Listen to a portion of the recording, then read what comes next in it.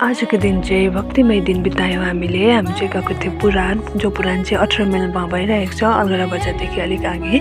र पुराणमा चाहिँ म यहाँ जाँदै थिएँ, म बडी यता आन्टीहरू पनि हुन्थ्यो बाटोमा भेटेको। र यसरी हिँड्दै जाँदा चाहिँ हामी पुराण घर पनि पुग्यौँ। के सोचेर अगाडि बढ्छु, कसैले पनि केही गर्न सक्दैन, म राजा हुन्छ भन्ने लागेछ। अनि यस्तै बिचमा दिनहरू चल्दैछ।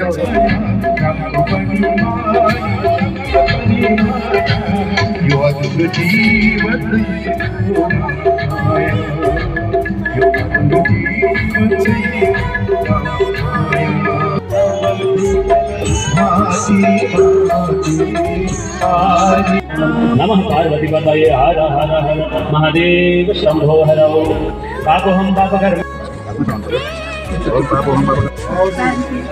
अनि कथा सुनिसकेर आरती गरेर चाहिँ हामी भण्डारातर्फ गयौँ। यहाँ भण्डारामा चाहिँ हाम्रो माइजू पनि हुनुहुँदो रहेछ नि त, यहाँ पस्किनेमा। अन्त मैले चाहिँ माइजूलाई जिस्काउँदै थिएँ, माइजू यता हेर्नुहोस् भन्दै, उहाँ चाहिँ लजाउँदै थियो। अन्त यसरी नै हामीले प्रसाद पनि लियौँ र त्यहाँबाट चाहिँ हामी तल मामाको घरमा गयौँ। अनि हेर्नुहोस् न, त्यहाँ चाहिँ कस्तो राम्रो फुल फुलेको रहेछ। फुल फुलेको देख्दा चाहिँ म चाहिँ फेरि फोटो भिडियो गरिहाल्छु। अनि त्यहाँ हामी मामासँग एकछिन गफ गऱ्यौँ। त्यसपछि चाहिँ म बाहिर यसो हेरेको त यो चाहिँ नाला थियो नि त हो।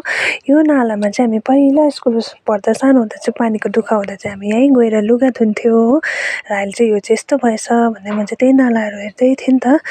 अन्त यसै गर्दाखेरि माइजू आउनु भएछ। अन्त हामीलाई माइजूले घर जाने बेलामा चाहिँ यो पट पनि दिनुभयो। चाहिँ हामी फर्केको बडी चाहिँ तलै छ। हाम्रो बडी चाहिँ धेरै टाइम बाद घरबाट निक्लिनु भएर यहाँ बेसी हिँड्नु सकेको थिएन नि त। सो मान्छे यहाँ देखाउँदै थियो, हामी चाहिँ त्यहाँ तलबाट आएर यहाँ डाँडामा पुग्नुपर्छ।